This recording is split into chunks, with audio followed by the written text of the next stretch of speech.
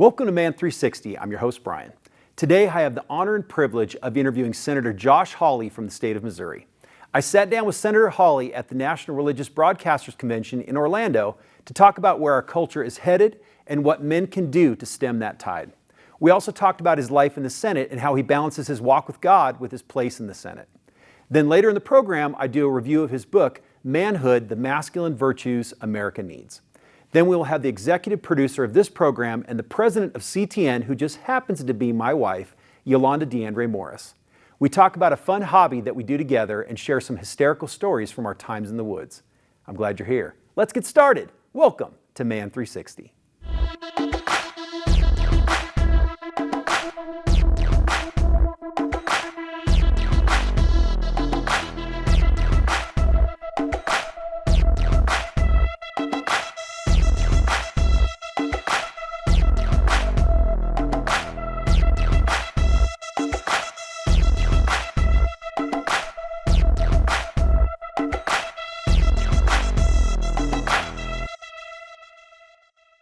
Senator Josh Hawley is a firebrand for Christ in America and the United States Senate. We had a stirring conversation about the importance of men in our culture that I know you're going to enjoy. After the interview, I will share my thoughts about his book, Manhood. Here's my conversation with the Honorable Senator from the state of Missouri, Senator Josh Hawley. Senator Josh Hawley, it is so great to meet you. Thank you for making time for us. Thank you for having me. It's great to be here. So I wanted to ask you just right off the bat, we had some other, trying to find some creative words with where you work, the environment that you work in, being a godly Christian man. How do you navigate that as being the politician side of who you are and the godly man side of who you are? Yeah, I think the word that I offered was cesspool. I did not say that. Yeah, it's my Anyone word. that sees this, That's my you, word. yeah.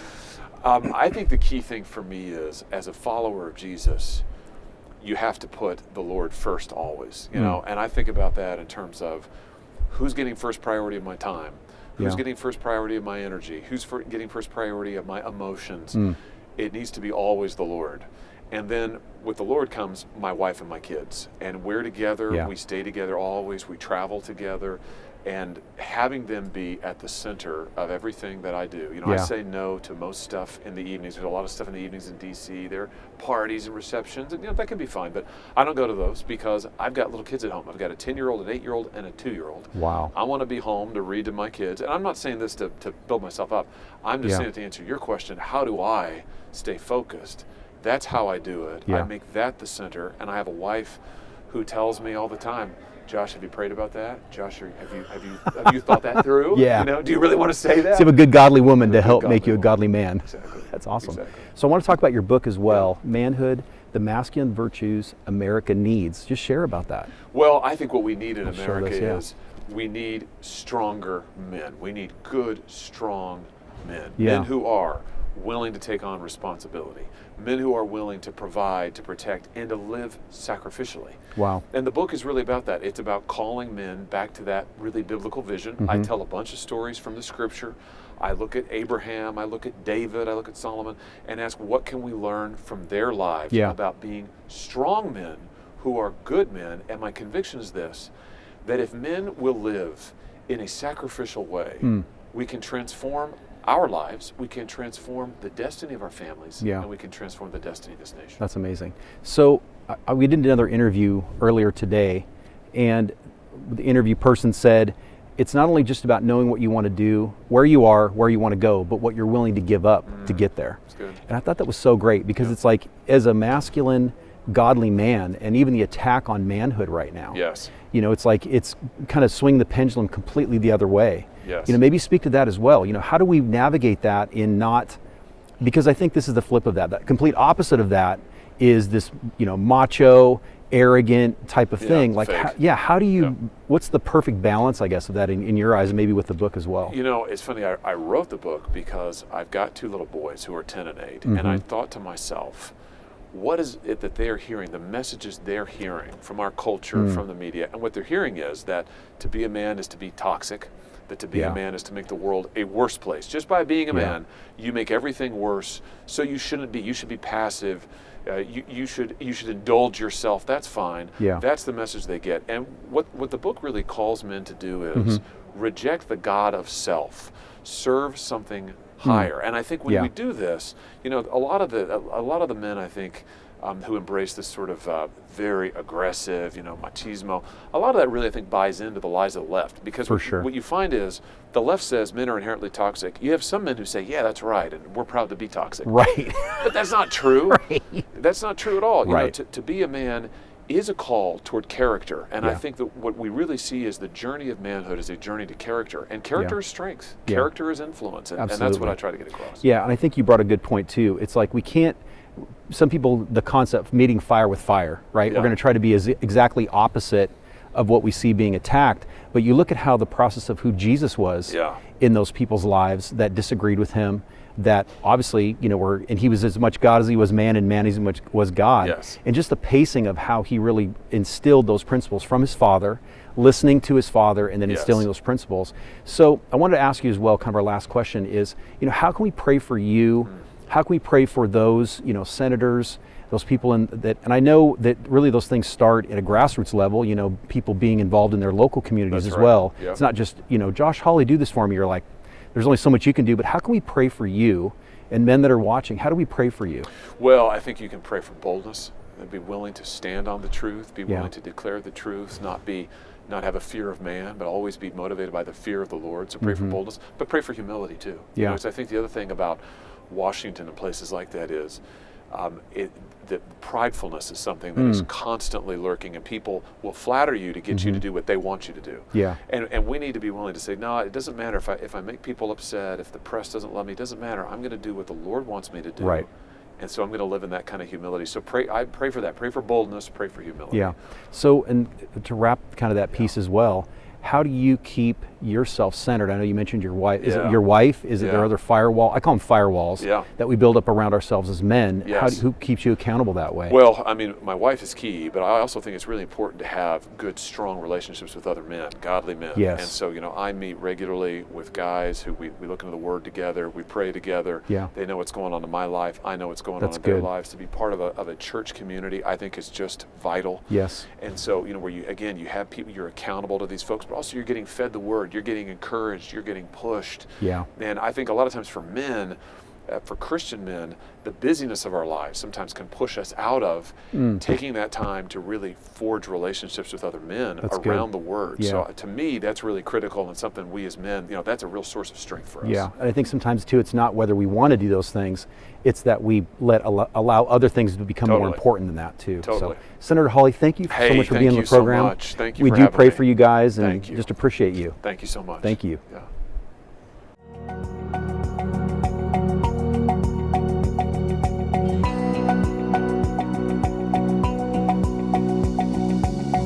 Senator Hawley has done an amazing job with his book, Manhood, the Masculine Virtues America Needs. And the interesting thing about this book is that it addresses men, but it builds an excellent case for the need of men in society in general. So the opening line of the book cover sets the objective really for the entire book. It's what makes a man? What gives his life purpose and meaning? What sort of men do our families, neighborhoods, and nation need to survive and prosper? And I think that's a great overarching statement, essentially just to say this is where we're going to go. The first 4 chapters set up the book and help with the definitions that Senator Hawley refers to later in the book. The first section helps draw a stark contrast of where our society exists right now when it comes to masculinity and what the Bible has to say. So right off the bat, he said this, as the anthropologist David Gilmour once wrote, manhood is the social barrier that societies must erect against entropy, human enemies, the forces of nature, time, and all the human weaknesses that threaten social life. So it says, no menace to this nation is greater than the collapse of American manhood, the collapse of masculine strength.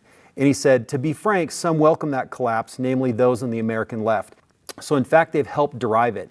In the power centers they control, places like the press, the academy, the politics, they blame masculinity for America's woes. And he said, to be admitted to polite society in America today, one is supposed to confess, and I say confess advisedly, for the left is the type of religious incantation that masculinity is an arbitrary social construct that has made the world a much more terrible place. And he says this, as one liberal author summed up the conventional wisdom, Talking about healthy masculinity is like talking about healthy cancer. So real quick, the message of Genesis, what is a man and what he can do, cuts against the loudest voices in our contemporary culture and the philosophy behind them. That philosophy is a modern form of liberalism, though it draws on ancient sources. It sees no inherent purpose in any human being, whether man or woman. It sees no inherent meaning in the universe. So basically, like, there's no meaning anywhere in the universe. Liberalism comes to these conclusions by way of an alternative origin story, a rival account to Genesis about the beginning of things. And so he goes through, talks about a Greek named Epicurus. He lived before Christ in the days of the Greek city-states, died around 270 BC. And he talks about this. He says, from the physics, Epicurus drew the following conclusion. If there are gods, and Epicurus was somewhat ambivalent on this point, they mean nothing good for human life.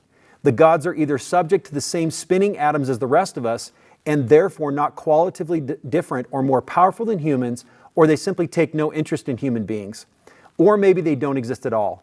Any way you parse it, the gods contribute nothing useful to the lives we lead. In fact, the only thing the gods really inspire is fear.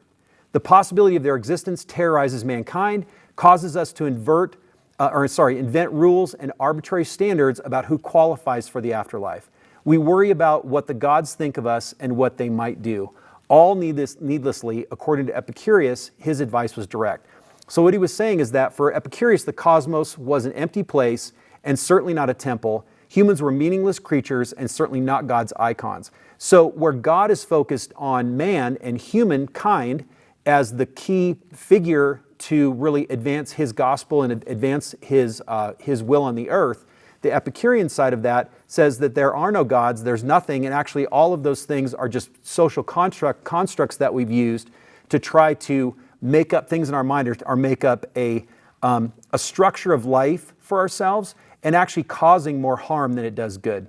So the first part of the book really sets up kind of the outline of again, for the rest of the book. The second part is outlining 6 areas that men exist in: husband, father, warrior, builder, and priest, and king. So again, I don't have time to go all through 6 of these, but I wanted to share a few things from this section that stuck out with me. And I'm going to read this real quick. Dave Collins and Annie McNamara are researchers who help study the career paths and life experiences of super champion athletes. To use their phrase, athletes who competed at the highest levels of national and international completion to succeed multiple times. Their findings were fascinating. Collins and McNamara discovered that the most successful athletes were those who encountered some of the most significant personal setbacks, whether from physical injury, other hardship. The most successful athletes not only survived adversity, but they grew from the trauma. They benefited from it. I think this book too really helps to kind of shine a light, and I'm going to, just to wrap this up real quick, so this book is definitely a great read and something that men can use to, again, shine that light into their own life and the lives of their families to help encourage growth in every way through Christ. And as men, we need to ask God to help show us how to apply things we read like this book that line up with biblical values and to help encourage us to be the men that God has called us to be. Now it's time to share a hobby that Yolanda and I do in our free time and have done not just in the U.S., but around the world. Here's my conversation with my wife, Yolanda. Today, I wanted to sit down with Yolanda, the executive producer of Man 360 and also my wife, and talk with her about something that she really, really enjoys. I have secretly said that I don't really like this, this is like a woman's thing. In the beginning. In the beginning. Yeah. And now, just today, I saw a downy woodpecker outside of my window, and I had to ask Yolanda, what it was and kind of the information about it. But she really enjoys birding, and I wanted her to talk real quick about how she got into birding and why she loves it so much. Yeah, so really it was quite simple. My girlfriend and I wanted something to do together, and we have a nature center nearby, which a lot of cities do. And so we were just looking at their classes that they offered, and we noticed birding. And her and I love to go hiking and get outdoors and be together. And so it was birding 101. So we're like, let's try it. It was so random too. You said we found this random, it's bird watching. I was like, okay. It was a free class that you could take, and we went and we just fell in love with it. So we did some classroom stuff, but then we got out and it really is addictive. It really is. And I think the interesting thing is everywhere we go, normally when we travel, we always have Yolanda's camera. We'll talk about her camera. we'll talk about some of the other things that she uses and, bird books. And I remember we were on an airplane somewhere and I saw that she was going over, she had her bird book and she was looking over the types of birds that we were going to potentially see in this area. And I know for me, when you had talked to me about it I was like, I don't know if I really want to go. Like, yeah. I was like, well, but I really enjoy it. Yeah, well, one of the things too is I always liked taking pictures when I was younger.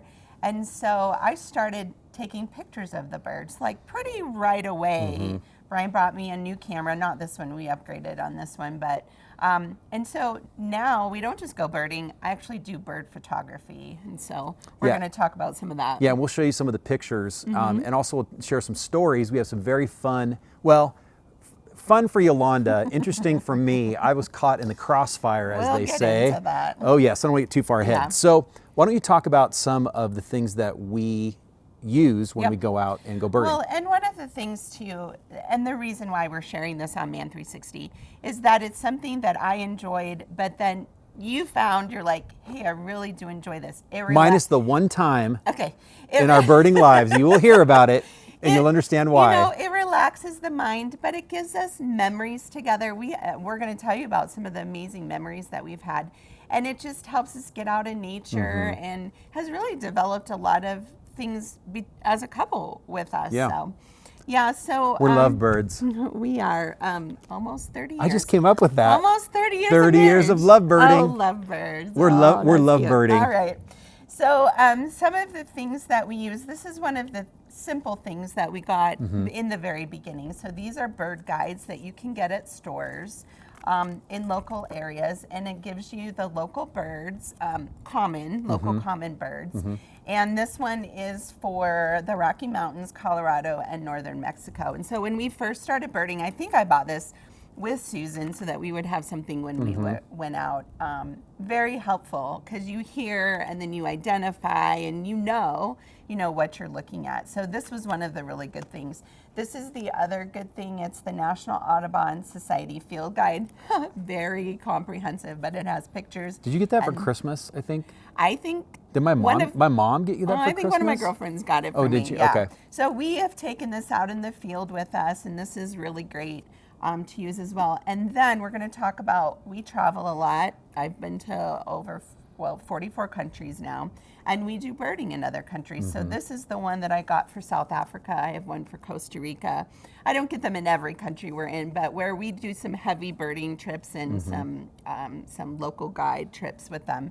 I like this. So South Africa has a lot of different birds, so I really wanted to get this to identify them. We also we have an app on our phone that will show you. I'll put that up on the screen. Yeah. And really good. There's one that specifically is for owls. Yolanda loves owls. It's probably her favorite bird. We'll talk about that. Oh boy, we'll talk about that. But there's actually they have owls specific, and then they also have just general birds in general. They do them by regions. They have calls on there so you can recognize their call.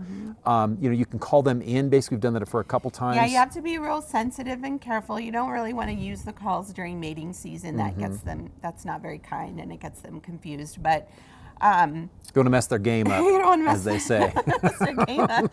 But we have used it to get them to come a little closer and to get better pictures Don't of them. be shy, get a little closer. Sorry. But that one that's app, an Arid Extra Dry commercial. Sorry about goodness. that. No. But the one major app that we do use is the Audubon. The Audubon Yeah, app. the Audubon app. That's So if the you look one. for Audubon birding, basically you can look that up on your phone and for Android or for Apple. Yeah, so one of the, we want to tell you some stories. Let's just skip to the end.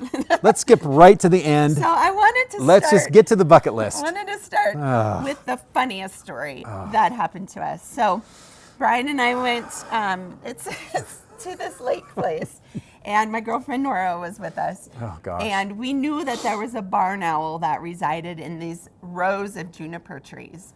And so we were going to flush it out so I could get a picture of it. And we flushed it out. So Brian started at one end. We flushed it out. And Nora and I started at the other. And it was a pretty packed, like the juniper trees are right on you. So you have to really go slow and walk slow and move through.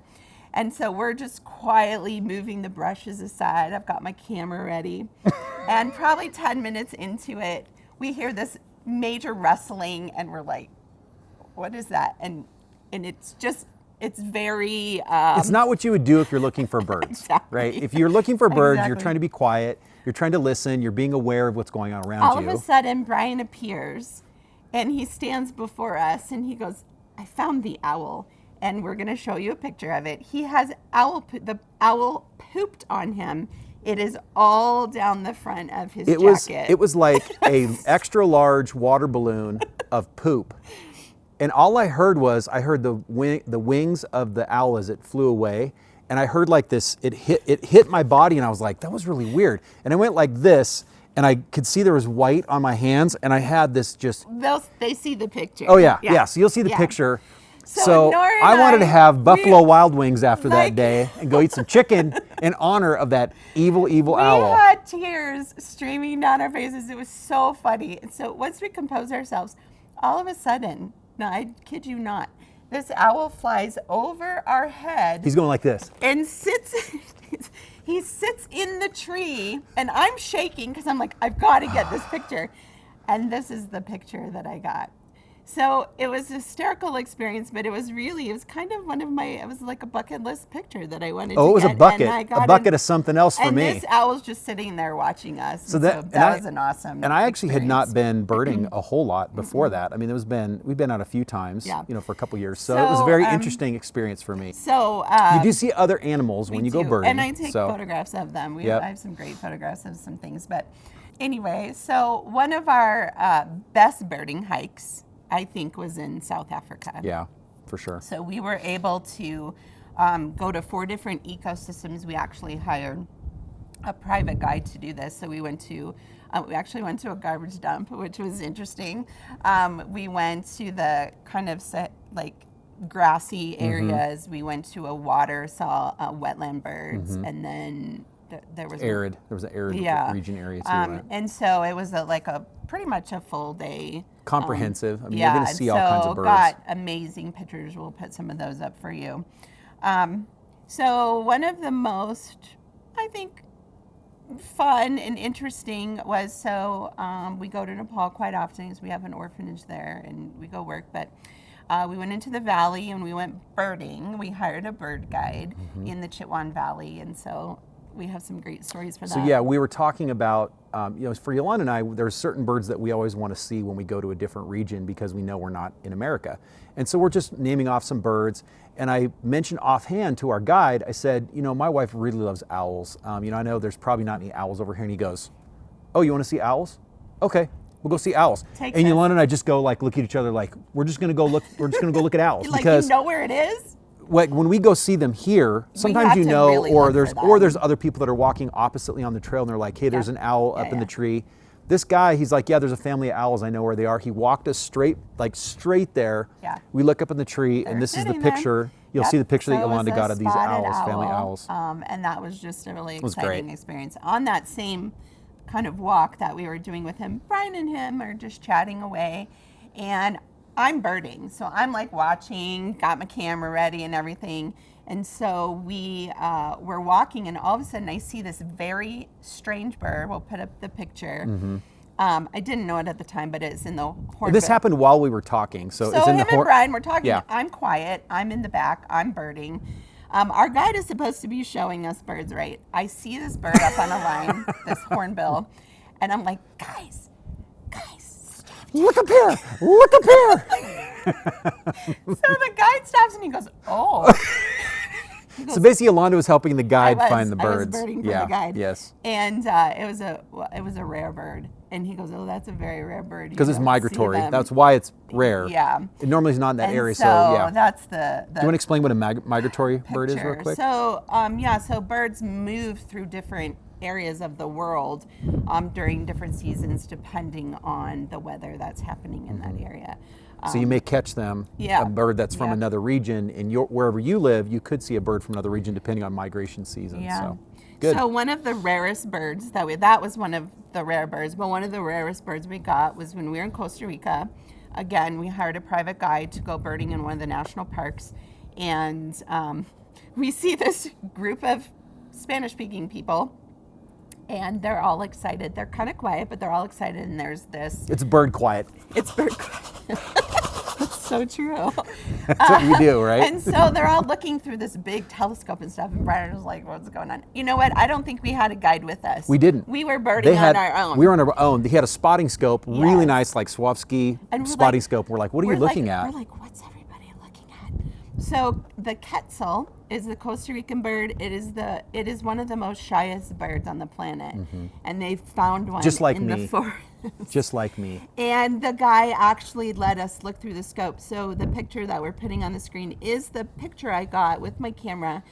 It's a little dark because there wasn't a lot of sunlight in the area, but this is the rarest bird that I've gotten a Yeah. photograph of that we amazing. have seen. So my sweetest bird is this baby bird picture. It was in the springtime, we were birding, and this little baby bird, I don't know what kind it is. It's kind of hard to tell when they're babies, but that's one of our sweetest pictures. So I want to share real quick, I want to Yeah. wrap this up. Our favorite movie is... Well, I wanted to do one more. Oh, you did? Okay. The bird that we didn't know we were going to get. Well, you're the executive producer, so we're going to go ahead and get to the bird The we bird didn't that get. we didn't know we were going to get was in Iceland, and we were on a tour. We had paid for a tour, and Brian and I the whole Oh, time that's we were in right. Iceland, we're like, oh, we would love to see puffins, but we don't know how to do that. And the trip was almost over. The trip was almost over, and so the guide goes, and we're going to Hang go on. see. She said it like this, and then we will go and to the island and see the puffins. And Yolanda and I go, what did she just say? He goes, We're we're going gonna to go see puffins in the wild. So these are some of Yes, those pictures. and I'm a that we got. mature birder now, so I was formally excited. I We wasn't were some amateurly super excited. Everybody on the whole trip was excited because none of us knew we were going to be doing that. And it was- So it we was- got some amazing pictures. Well, on of the island where you And they were in the walked- wild. Yeah, where you walked, it Yeah. had like a walking, kind of like a lot of steps to get up to it, and they had like a little area where you could stand and see the whole water area. But you saw the birds, dipping in and out of holes and diving in the water, and just to see they're very whimsical. Yeah, we were birds. there for about 30 minutes, and it was just Yep. super fun to watch them. It was great. So yeah, Awesome. Yeah. When we get out, it's a great time to disconnect. And if it's not birding, I really encourage you to find something that you can do with your family, with your wife, that you can do and just completely disconnect. Again, as guys, the world's pulling on us.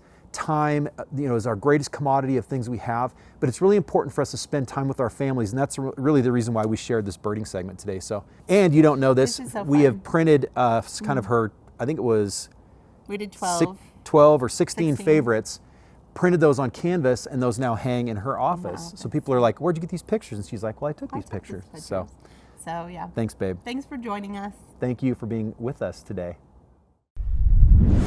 Let's do our 360-degree review of today's program. My conversation with Senator Hawley and reading his book, Manhood, was a sobering eye-opener. The things Senator Hawley shared were a wonderful reminder of the importance of praying for all of our leaders of this great country, and especially the ones fighting for godly principles in the Senate. Thank you for Senator Hawley for his time and for his contribution to this country. Birding as a hobby surprised me that I enjoyed it so much. It's turned into a fantastic time of unplugging and providing a little adventure in search for a new and beautiful birds with Yolanda. I encourage you to maybe try birding with your family or something else like it that builds those family bonds. Man 360 exists for men to be complete in every way through Christ, mentally, physically, and spiritually. Please connect with us on our website, Facebook, or Instagram, and we'll see you next week, right here on Man 360.